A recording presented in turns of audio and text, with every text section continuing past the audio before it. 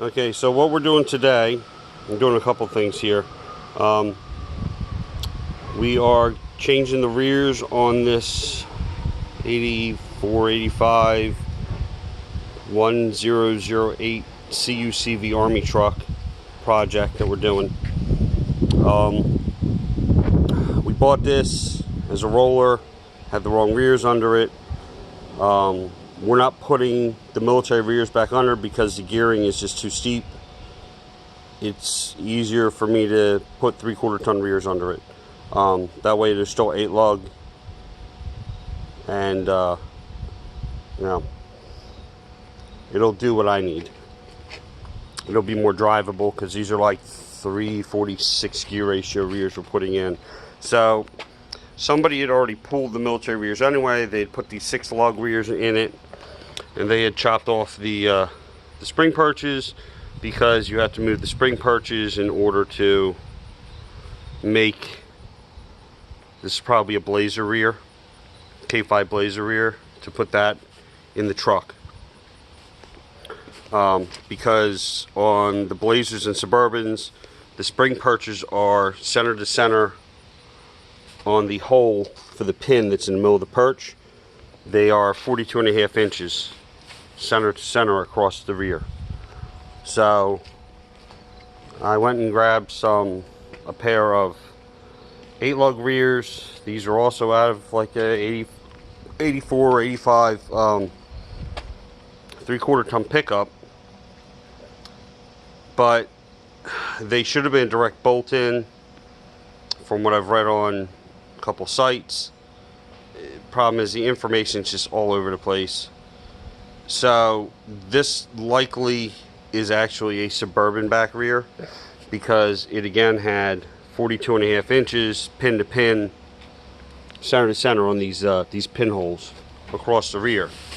Measuring under the truck with the springs hanging, they are definitely 40.5 inch center to center, left to right.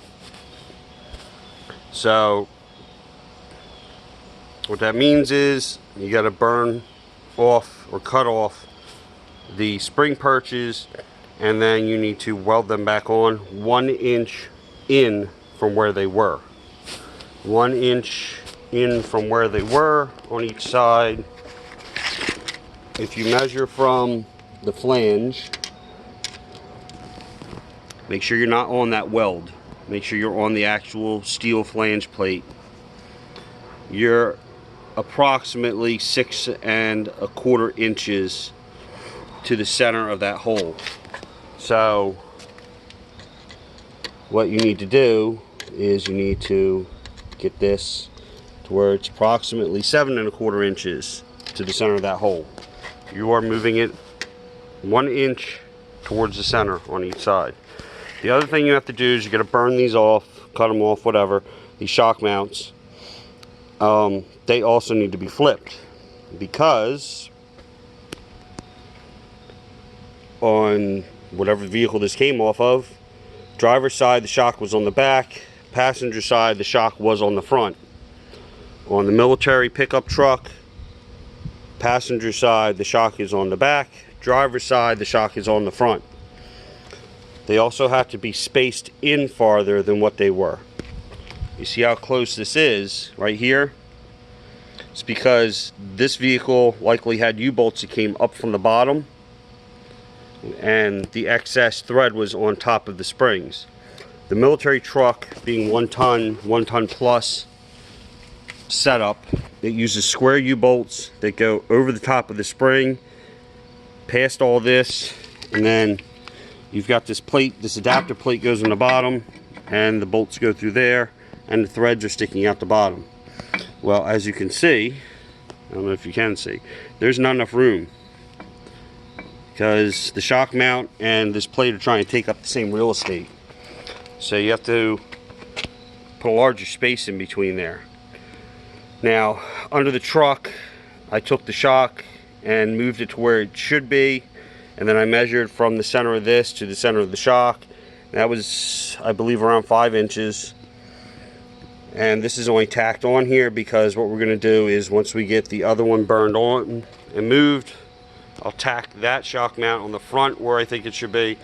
We're going to stick this under the truck, bolt it up to the springs, and then we'll verify where the shock mounts need to be and burn them in the rest of the way. So, you know, it's it and that's that. I cut these off with a plasma cutter. You can use a grinder, cut off this, death wheel, whatever you want to call it. Oxyacetylene setup. Do one side at a time. That way, once you have it all cut off, everything's cleaned up, dressed, you can go back and you can make sure that this is sitting level left to right. And you want it level front back on the one that's not burned off. That way, all you should have to do over there is measure over to where you need to move it to, and then get it level front to back, tack it, make sure it's level left to right, and then go ahead and burn it in.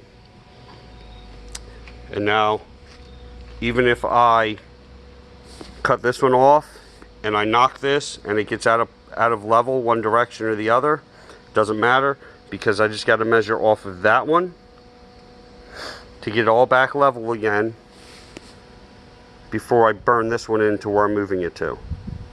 So you just want to do one side at a time. And like I said, this way you're not messing with your pinion angle or anything else. Okay? So hopefully this is useful information to somebody that's dealing with the same thing.